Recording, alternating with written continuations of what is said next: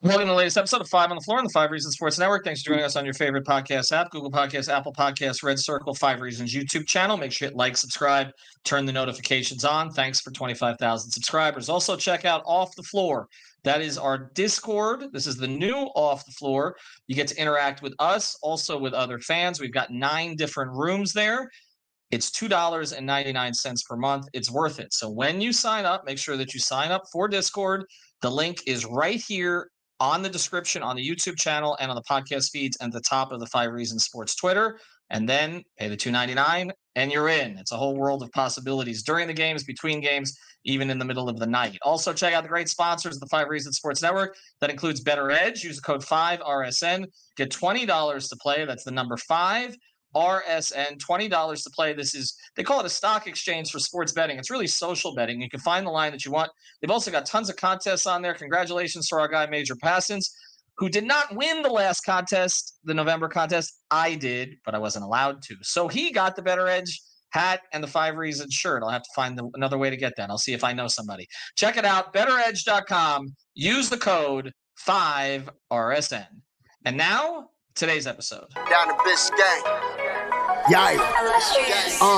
5 on the floor. Ride for my dogs. Where here's the thing. You can check the score. Hustle hard, couple scars, wearing bubble frogs. Just like Butler said, you in trouble, y'all. Kept the floor playing. Got it all band. Y'all seen the block. Stop with one hand. And Pat we trust. It's power, have the guts. We're here to bring the heat. Y'all can hang it up. Welcome to Five on the Floor, a daily insider show on the Miami Heat and the NBA, featuring Ethan Skolnick, Greg Sylvander, and Alex Toledo, plus others from the Five Reasons Sports Network. All right, welcome back to Five on the Floor on the Five Reasons Sports Network. Here's today's floor plan. I got Greg Sylvander. You can follow him at Greg Sylvander. I've got Alex Toledo. You can follow him at Tropical Blanket. Make sure you check out last couple episodes that we did. Greg and I went through what would happen. Was Brady on that one as well? I can't even remember. I don't know what episode you're talking about yet. Alex and Brady were on that one. I totally screwed that up. Greg, what would happen if Bam was out for an extended period of time? Greg, what was the one you and I did recently? They're running together. Rookies. We talked rookies. Oh, that's right. All right, that's right. We talked Hawkeyes and rookies. Okay, so I've got them all mixed up. Go! You'll be surprised because I'll be surprised who was on with me. So I wonder what condition I was on at that point. At that point. All right, today. We're going to broaden this out a little bit. Here's the news of the day. Bam Adebayo did not make the trip. We expected that. Did not make the trip to Toronto. Tyler Hero did not make the trip to Toronto. We expected that. Haywood Highsmith did not make the trip to Toronto. That was a little bit more in question. So Haywood, he's already been dealt with the tailbone thing, the ankle, a whole bunch of things going on with Haywood. So he's going to take a couple of days off here as well. But the key thing is at practice today, Bam told reporters that he couldn't say he was going to be back next week or when he was going to be back. So a little cryptic about it. They're going to try to obviously get this to not be a problem because it's been a problem now for more than a month and he's missed time. And we went into the ramifications of that. Brady, Alex, and myself. Anyway, we're going to take a look at the Eastern Conference right now, though, because there are really 2 different ways to look at other teams. And we try to do both here on Five on the Floor. One is, what kind of competition are they from keeping the Miami Heat to getting where they want to go, which is back to the NBA Finals and ultimately to try to win a championship. And the second part is, hey, can we get something from you? And so we're going to split the teams in the Eastern Conference into contenders and possible trade partners. And maybe there's some overlap between the 2 of them, but at the very least, we will try to do as much separation as we can. So we're looking at the standings right now, and we saw the Boston Celtics lose to the Indiana Pacers. I did see Jaylen Brown dribble with his left hand, so that was an improvement. But they lost to the Indiana Pacers in an in-season tournament game. Pacers kind of made it their championship. We just saw the Pacers. The Celtics are without Porzingis right now. But for the most part, they've looked pretty good. I think we all have to acknowledge that it looks like they're still formidable. They still have Tatum. They still have Brown. They have Derek White. Al Horford's played well in his role. I think they're thin in the front court, but it looks like they're still willing to make a move. They have that second apron issue, so there are some limitations to what they can do. But I think all 3 of us would agree. Alex, I'll start with you here.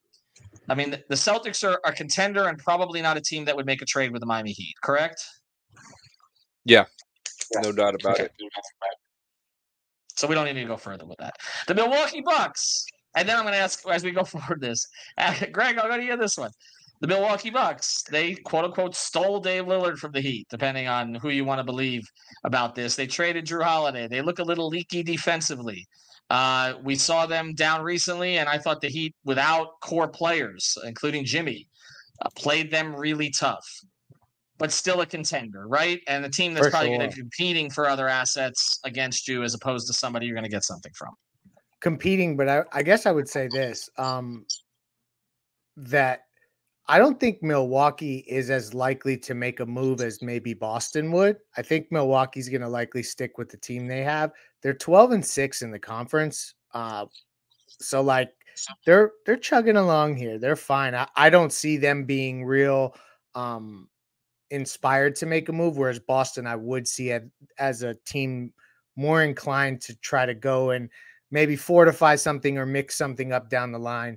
But that's just my perspective of it. But neither of these teams will be dealing with the Heat.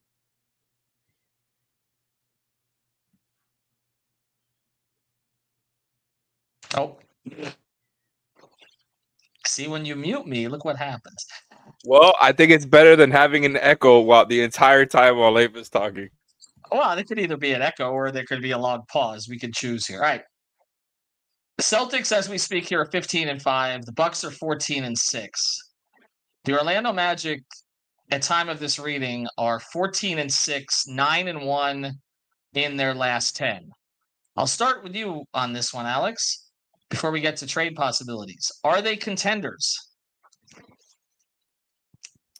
Okay, so are we talking about the Magic here? Hot take, hot take. I was unmuted, so yes, that's what I said. Hold on. That's what I'm saying. We're talking about. I had to make sure we're talking about the Orlando Magic. Okay, no, they're not contenders. No, I'm really happy for them. Like, it's cool. It's a great story. They've been a good team. I don't think it's like fake. I don't know how high they're gonna end up being when you talk about like what seed they're gonna end up when the playoffs ultimately start. But they've been just a good team overall. Even when you try to go to net rating, they've had the 7th best net rating in the league.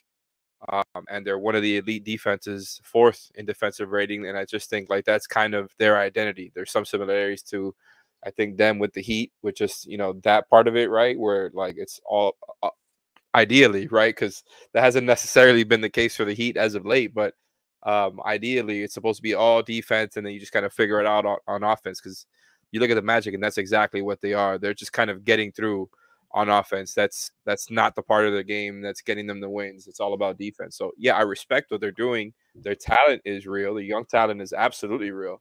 I just don't classify them as a contender this early on. It's one of those things where it's just kind of hard to see it until you actually see it.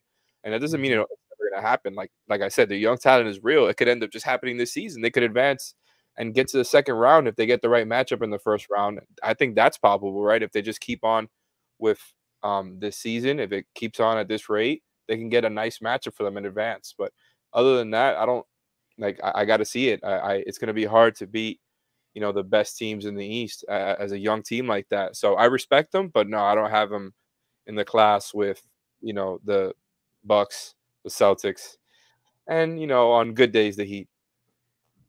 Well, we're going to talk about another team that you don't have them in the class with at this point. Maybe I should have given that away. Being in a certain class, I'm going to make you actually say it. But Greg, I guess one of the reasons to mention Orlando, other than the fact it's weird to see them above the Heat in the standings, because over the past couple of decades that almost never happens. But we talked about them, even though I think I said I thought they'd be better this year. They had a much better finish to the season last year, so it seemed like of those teams in the East, when you looked at Charlotte, Detroit, Washington, even Chicago, that Orlando was the team that could pop among them this year. I didn't think they would pop to 14-6, but we talked about them as a possible trade partner. Cole Anthony was a player we discussed in the offseason. I would assume he's off the table now. I don't think they're going to mess with that chemistry in any significant way. But they're kind of a weird team in that they're sort of overstocked at certain positions, but a little thinner at some. Like they could use a wing, in my view. Could they be? Do you think that could a team like Orlando have interest in let's say a player like Caleb Martin? If the Heat aren't going to re-sign Caleb, I can see him helping a young team, right? As a plug and play type guy, fits with their athletic model there. They'd send him to the West, though. They may be interested, but I personally believe if they do something like that, where they recognize that Caleb's not going to be around long term, you send him out West. You don't send him in division. Do that.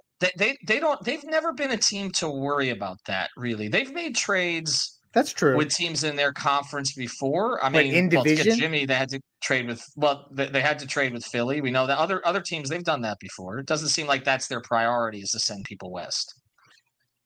Yeah, no, you could be right about that. I don't view Orlando really as a trade partner because I think they will likely be.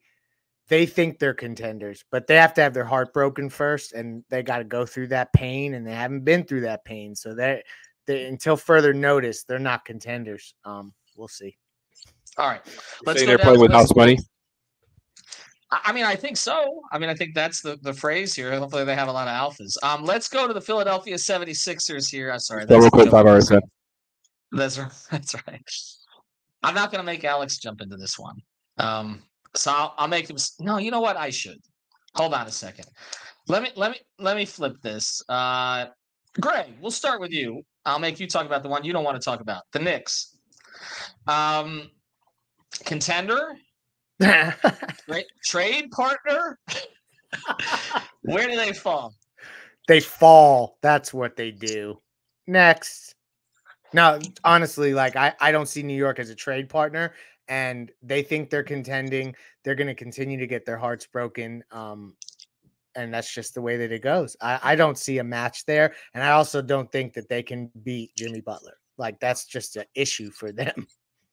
Do you think? Do you see, Alex, any scenario where they would be in competition with the Heat for a player? It seems like they need different things, right? They're a little guard heavy, right? I mean, quickly, there's the question of how he fits long term there with Brunson. Maybe he deserves to be a starter somewhere. They went out and got Hart last year, so they've shown that they will make a move. There's a feeling maybe they're waiting on Embiid or somebody else, so you don't make the huge splash move. But I mean, do you see anything where Miami might want a player and they get involved in it? Yeah, that's actually a tough one. Other than like getting into what you were talking about there with Mitchell, right, which is just down the line.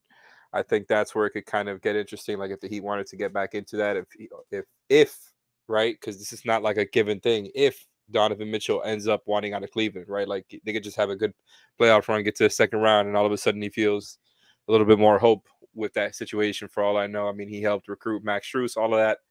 But other than that, I don't really see it. Maybe like if the Heat wanted to go out and do like that Nets trade that we've been talking about forever, right? Like getting a Dorian Finney-Smith and a Dinwiddie, like that type of move. Like maybe they wanted to bolster their roster a little bit, but that's kind of like embracing what they're already good at, because it's another team who you just look at what they do, and it's similar to what we were talking about with the Magic, where like they're very defense heavy during the season, and I just think they're a good regular season team. Like this new identity of the Knicks, it's just a good regular season team. Like they're gonna get you through, and they're gonna be a pretty good team. Like they're gonna have a good net rating. They have, by the way, a better defense and offense just by defensive and offensive rating in those metrics than the Magic.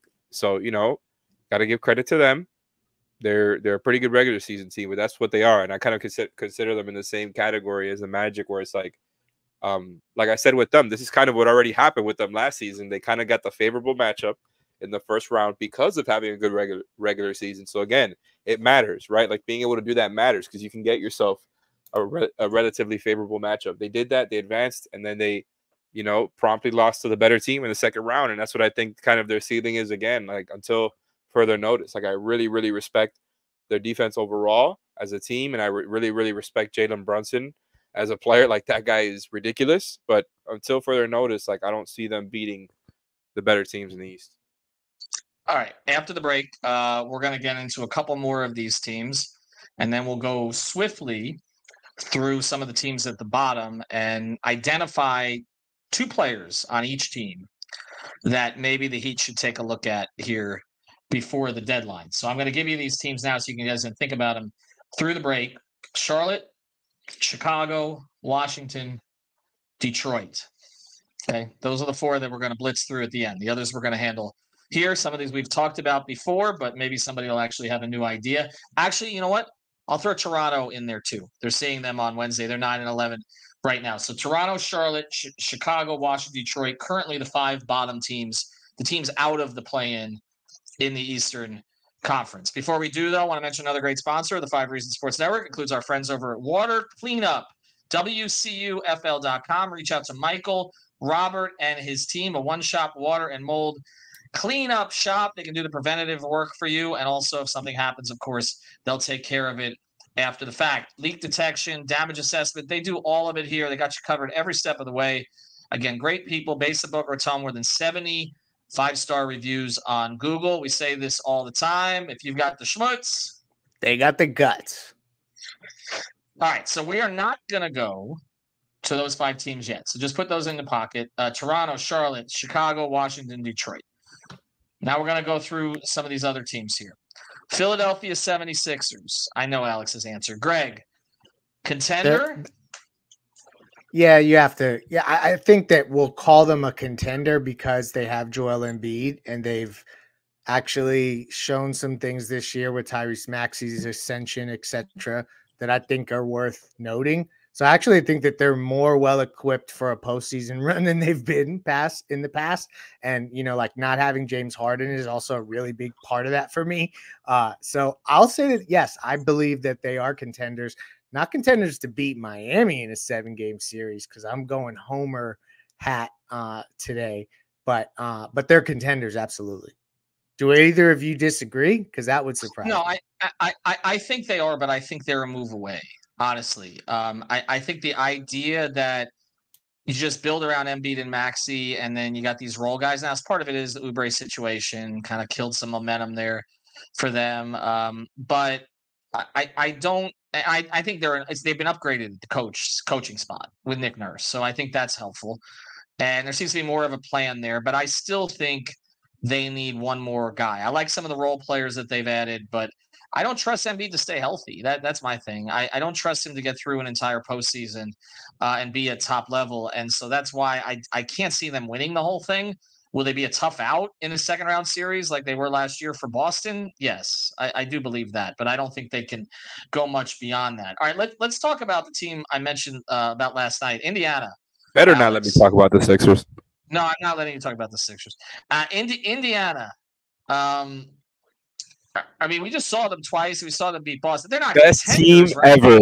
Clearly the best team ever. Like after what we just saw, like they were able to drop 144 on the Heat. Since I wasn't able to talk about that without Tyrese Halliburton. Can they make a move? Can they make a move to actually make themselves relevant this year? No, in all seriousness, yeah. Like I think they could bolster themselves with another move. I don't know what that move would be. But and they have theory. Like I don't think they're too good for a move. No. In fact, they're actually one of the few teams that has basically all their own picks and a couple other picks from other teams as well. Like they're not the team that has sacrificed a ton of draft picks recently. They always build through the draft, never through free agency, excuse me. And I think that there's going to be pressure with the ascension of Halliburton. You got to get Hallie some help, and you got to you can't have a Steph Curry level player if that's what he's turning into and just surround him with like Charlotte Hornets level stuff. Like you got to go get somebody. Zach LaVine might go crazy in Indiana now that I'm thinking about it. He'd fit right in with the no defense thing. They should get somebody who's locked up for the future. They don't have to worry about That's what they want. But that's always what they try to do. That's what they did when they traded Paul George. That's what they did when they traded Paul George and they got Oladipo and Sabonis locked up for a period of time until then ultimately moved on from them. And then for Sabonis, they end up getting Halliburton, and they would have gotten a lot for Oladipo if not for the injury that he suffered. So that is typically the way that they do things there. I think what they've shown this year is they're not going to make the backwards trade now. So we've talked about them maybe moving Miles Turner, or, even Buddy Hield. I think unless they really get something they like, I think there's still use on that roster. Maybe it's McConnell. Right. That's who Heat fans want to talk about, right? And I asked TJ after the game why he always kills the Heat, and he kind of smiled about it and said he talks trash to Jimmy. The Heat would love to get him, but if you're Indiana, if you're actually trying to be competitive this year, he's a good guy to have. I don't know that Nembhard's ready to take that role behind Halliburton full time. TJ McConnell's a good guy to have on your roster, but Yeah. TJ McConnell went like 7 games without scoring a total of 20 points and then had 20 and 22 minutes against Miami. Right. So it might be just Miami thing. But I don't know that they would be a trade partner for the Heat, but I still think they're in position where they could be. They could be. It could be in theory, but it it's feels just too early. It's so like right. If they like this was the parity in the league, and I'll get this in quickly.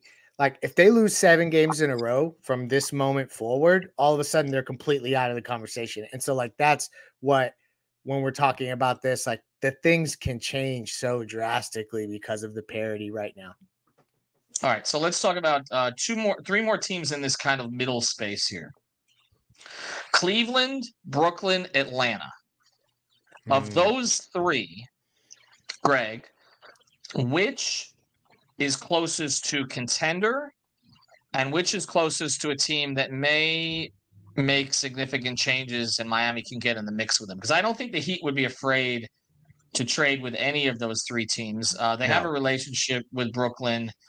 I think they would deal with Atlanta, and Cleveland they've dealt with before, at least since the LeBron stuff all passed. They got Dwayne back from Cleveland a few years ago, and Kobe Altman's still in charge. And Max there. Strus. And Max Strus, right? They finalized the execution of that trade. Cleveland, Brooklyn, Atlanta. Who is closest to contender of those 3 teams? Cleveland, for sure. That I don't think there's any question about that. And I think the teams that Miami would be kind of swirling around and watching would be Brooklyn 1. And I think that we've just, by virtue of looking around at the different salaries, we've landed on this Dorian Finney-Smith, Spencer Dinwiddie idea. But also Atlanta is a team that I got a weird vibe about them. Like they could just completely blow things up. I think that they're like one of those candidates to completely reverse course. Maybe I'm wrong. I could be overreacting, but that's a team to watch. I don't know that Miami would necessarily want their top players. It'd be more about if any of those supplemental role players became available and how much it would cost. Because like I could see Indiana going to Atlanta and like wanting to pick off a couple of their players to add to their mix. That's just totally an example. And I don't know that Miami can compete in that moment because Indiana has every pick plus, others from other teams, and Miami doesn't have that. Alice, you agree? I mean, before the season, we all would agree it was Cleveland, right? I mean, has anything changed? Yeah. No, I mean, I still kind of view Cleveland more or less how I did before. And, just looking at it right now, obviously it's still early into the season, 8th best adjusted net rating, which, by the way, varies pretty heavily from NBA.com. It's just regular. And all it's adjusting for, dunksandthrees.com, by the way, shout out to them, is strength of schedule. So that's all it means when I'm saying adjusted net rating. But when you look at their total net rating, it's actually like on NBA.com, it's 19th. So apparently their schedule has been very tough, right? The Cavs, according to that metric. But in general, I think like they have an identity when you just look at their best players and you know what each one of those guys can do. Now, is it the best fit? Is it the best like blueprint to make it work around those guys? I don't know. I think they're the type of team that would maybe benefit from a trade if you wanted to kind of gauge the market on Jared Allen. Not that that would necessarily catapult them. It would, obviously would depend on the move, but I think that would be the type of move if they were to make any, because I don't know how much they can do with other pieces and other draft picks after everything that they dealt for Mitchell in the first place. And, Max Strus obviously was just signed. Like, I feel like they kind of have their core and they'll probably have to move off of 1 or 2 of them if they wanted to make a trade. But I still think they will be a tough matchup in a first round or something. Like, I don't want to. If I'm the Heat, I do not want to see the Cavs in the first round. Not because I think the Cavs will beat the Heat or anything like that, but that's a tough first round matchup. Like, let's say that's like the 4-5 or the 3-6 or something like that. Like, it probably won't be, but just in general, like, you don't want. That's a tough team to play in the first round, even though the Knicks kind of bullied them last season. So just in theory, I still kind of don't want to play them and deal with all that. Yeah, I think that the Knicks, from a familiarity standpoint, might be more favorable matchup for Miami. They've seen it already. I'm with you on Cleveland. I think what they really have is they've got two sort of odd fits, right? Like they've got the Mitchell Garland fit and they've got the Allen Mobley fit, and they're not going to move Mobley, and they're kind of trying to keep Mitchell, but you really don't want to trade Garland right now. So you're right. It probably would be Allen that would be moved, and I don't know how that would rebalance the roster in any significant way. I don't see a trade fit with Miami. I think you're right, Greg, in the sense of it's Brooklyn and Atlanta to watch. It's mostly Brooklyn, I think, is a trade possibility. I mean, you're seeing Mikal Bridges play out of his mind, but their ceiling is only so high. I mean, they beat Miami twice, and everybody's going to make a big deal out of that. They beat Miami, I think, 4 straight, actually. Spo got upset at that question when he was asked by one of the New York reporters. But if you look at it, he should have won that game down here. I know shoulda, woulda, coulda. And then up in Brooklyn, nobody played. So I don't even count that one. But their ceiling is they've got a lot of B to B minus players. And that can be really interesting on any team. And also, I think the thing to watch with Brooklyn is if it's a 3-team trade, there's a piece that maybe Miami could grab in a 3-team deal with them. And we know, I'm not saying the Heat are trading Hero, but we know that the Nets had interest in him. So there's stuff to talk about with them. Atlanta, I don't really know. I mean, I know people mentioned DeJounte Murray. I know the Heat would love to get their hands on DeJounte Murray, but that doesn't seem to me as legitimate or reasonable. Aggregated? Atlanta's now in the second year of this experiment, and they're 9-10. So it's not working right now. All right, let's go through it. And these 5 teams, okay? We need 2 ideas on each team. There are two players. We'll go through them quickly here. Toronto, Alex. All right, hear me out. This is not going to be a fun one for Heat fans. This is not at the top of my list. And nothing like that. Would you take Precious Achiuwa as your backup 5? No. Would you do it? I'm good. Okay. I don't even know what that would look like, but since you made us, pick guys. Yeah, you got to pick guys. I don't know, like Chris Boucher, but I don't really want to like. He's already on money. He's on a contract. I don't really want Chris Boucher to be like one of your, even a middling contract. Like I don't think he's worth that at this point. Like who else from the Raptors would theoretically be available? That's the thing, because maybe it's like Gary Trent Jr. Do you want him? Like that's the question mark. Send Kyle back there, but like then you need a point guard, so that it's kind of downgrading in the point guard position if you're doing that. You're adding another shooter who can defend a bit.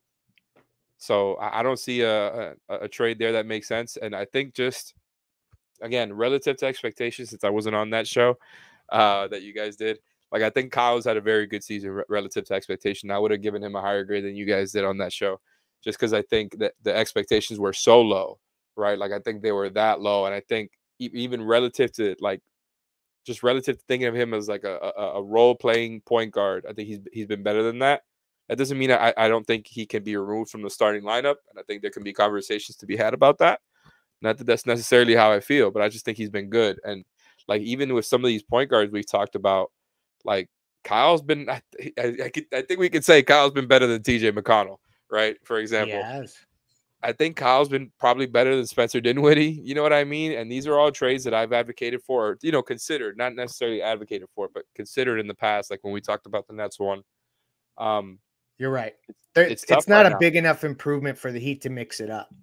That's the thing. Where is the point guard upgrade that's out there that the Heat would also do? Right? Because it's like, are the Heat going to throw in a first-round pick for,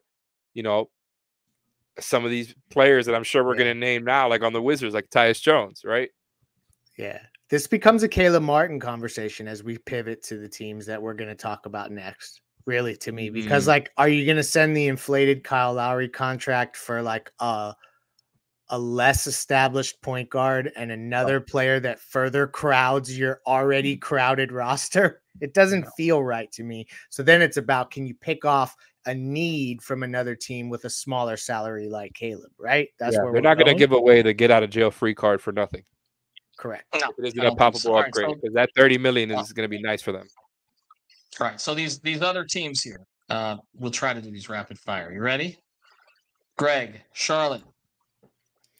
I would say that you maybe could try to get PJ Washington. I'll keep coming back to that name. I know that he just signed his deal.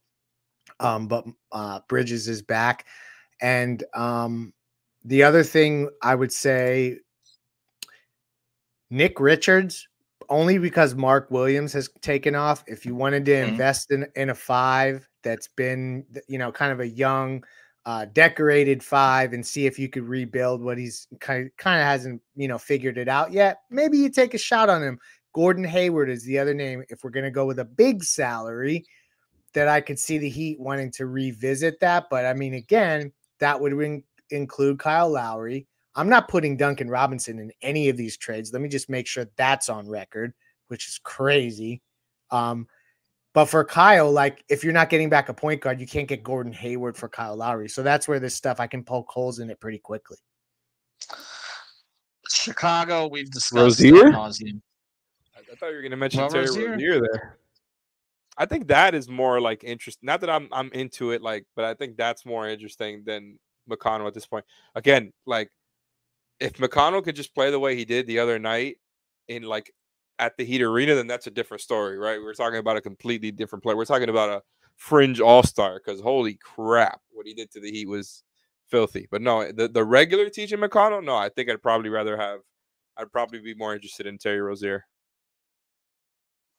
Well, the other ones we've talked about before. Chicago, Levine and Caruso, we've discussed it. They're not in on Zach LaVine. So we don't need to get more into that. I don't think they're in on DeRozan. We did a whole podcast on that one. But we know that a breakup is possibly coming here, and Caruso is the guy that everybody's going to try to pick off. I do believe they would have interest there. At what cost? Again, we've talked about Caleb Martin and the pick situation. The other two teams are combined 5-34. Washington and Detroit. They've lost 19 of their last 20. The Wizards are just comically bad. They've committed to Jordan Poole and Kyle Kuzma. That might be the worst 1-2 punch that's got a lot of money in NBA history. And although they are good for comic effect. And Detroit, I mean, I don't know what they're doing at this stage. They've thrown all these young pieces together. Bogdanovich came back. Monte Morris is going to come back. We've talked about Tyus Jones with Washington. Like, if you're the Heat, you're trying to, like, pick at the carcass of one of those two teams, right? Isn't that where you're looking more than anywhere else? Yep. But who are you flipping? Like, I guess I would pose this question to all Heat fans who are so hungry for a transaction. Mm-hmm. Like the Monte Morris salary range, the Tyus Jones salary range. We're getting there. How? Question mark. It's probably going to be Caleb Martin. And then you're going to have to add like a Thomas Bryant and a Niko Jovic. Like, I'm just trying to get to the math, right? Right. And so then you have to ask yourself, are y'all doing that? Worth it? Like, do we like that? Question mark. And so it's just lots of question marks. Is Tyus Jones still, I mean, is that what you would look at, Alex, from those two teams? You like the Monte Morris-Bogdanovich combination, if you can get it. Yeah, I mean, I've liked it, but it seems like the Pistons are like relying on Bogdanovich now, like hoping for him to like save their season somehow, which I don't, I'm not expecting that whatsoever. They've lost like 1 million in a row. They might like break a record this season, but like, I just don't see the need for them to hold on to a guy like him. But if they just, they want it to be easier on the guys that they're building around, I guess. Right. I don't know that Bogdanovich is actually available. And there was like reports going around that when he was, or not that he actually was, but that teams were calling around about him last season. And there was like a report that came out that they were asking for like 2 first-round picks for him. The Heat are absolutely not going to do that. I think even 1 first-round pick it might be something for the Heat to like look into, but 2 is asking a lot for a guy who is 34 years old. And I love his game. Like, I think he would fit in like extremely well and very much like what we thought about with Gallinari in the first year of the Jimmy era, where it's like getting somebody like that. I think he's kind of the modern version of what Gallinari was back then, but just shoots at a higher volume. I think doesn't play quite as slow as Gallinari did. And look, he'll be great. He'll be a nice shooting and offensive infusion to a team that I think could probably use the extra spacing, and I think has enough defensive pieces on the team to put around him. Don't think it's going to happen. And I think if you try to like make a trade around it, it gets tough. Like, it's going to have to be a Kyle and Caleb type of deal, along with like maybe they ask for a first and Jovic. I don't think the Heat are going to do that. So I don't really see that happening unless like this just collapses over the next few weeks, right? And the Heat just look terrible. I don't really see that being the case. I like Like the team isn't bad. It's not a bad team. They have depth. I think, as I've said before, I like their playoff roster right now as it stands, better than last season. But if you want to make a trade, like what's the one that makes sense? I don't know. I don't see the Caruso one happening. I think you're going to get outbid. Plus, the Heat aren't going to put down what it takes. And I don't think Caruso is a first-round pick better than Caleb Martin. I would have questions about the swap in the first place, just because Caruso is an upgrade on defense, but I think you downgrade on offense. Then it's like the Tyus Jones thing. How do you make the money work? You have to throw in like multiple players from the Wizards if you're doing Kyle. If you're just doing Tyus Jones for Caleb, I guess. Why are the Wizards doing this? Are you giving them a first for like along with Caleb to get to Tyus Jones? Specifically the Heat.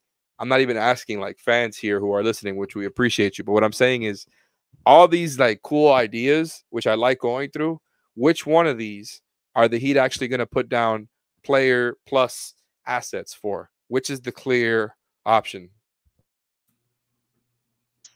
Here's how I think. There is none.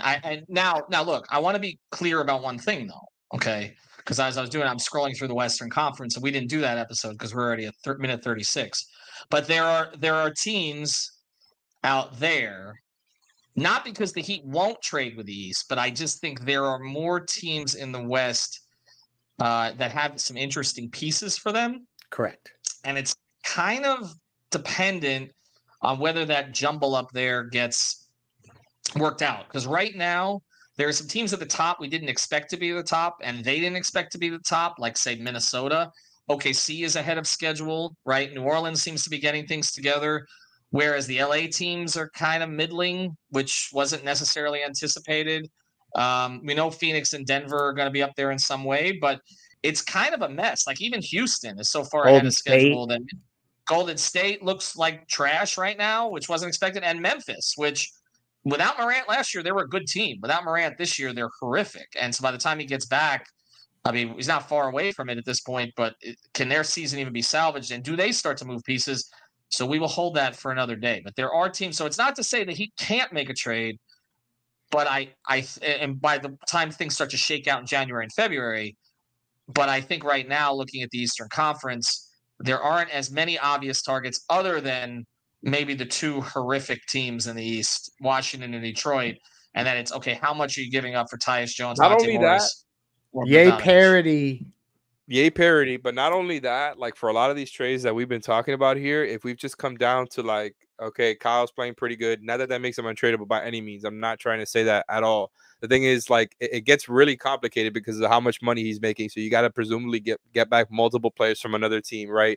If you're trading Kyle. And then if it becomes, okay, we're not doing Duncan anymore, and all of a sudden we're just talking about Caleb because we all see the incoming free agency and the wing room that I've called Wingstop. Maybe they can sponsor us because they have so many. Like Caleb seems like he could be traded, but that. I don't until they sponsor us. Then if they do, then we can do it. But I won't keep calling it that. But anyways, what I was saying was like if we're gonna do the Caleb thing, and like you said, Leif, he makes whatever it is around $6-7 million right now. A lot of these guys we're talking about make more than that. And guess what? The Heat are not gonna go closer to the second apron. They're like right on at it right now. And none of these guys we're talking about are gonna be the types of guys, in my opinion. I think you guys could probably speak more to that. Is like none of these guys are the type of guys that they go over the second apron for, and they're so close already. You can't take back more money if you're trading Caleb alone. Like you got to throw in the other, like maybe other contracts, like you said, Bryant or Jovic's rookie scale deal, along with a first round pick type of asset. I just don't see any of these trades being good enough for them to pull that type of trigger. So if you can get creative and make realistic trades that both teams would accept, doesn't get them closer to the second apron, makes them palpably better to make that move, come up with them. But it's going to end up looking like 3-4 team type of deals that just end up looking tropical kind of wet unrealistic. Blanket. Gosh, I'm sorry. I'm just being like I've gone through so many of these, man. I've gone through so many of these. It's like it would be cool to see them make a trade for a better player, but how do you make it happen? How do you make it happen? So I think we hit the entire East. Thanks to our sponsors, Better Edge. I'm with Alex on this, by the way. But thanks to our sponsors. We should get Spencer as a sponsor. Thanks to our sponsors, Better Edge. Use the code 5RSN and Water Cleanup of Florida. Thank you for listening to the 5 on the Floor on the 5 Reasons Sports Network. After all, someone needs to listen to my dad.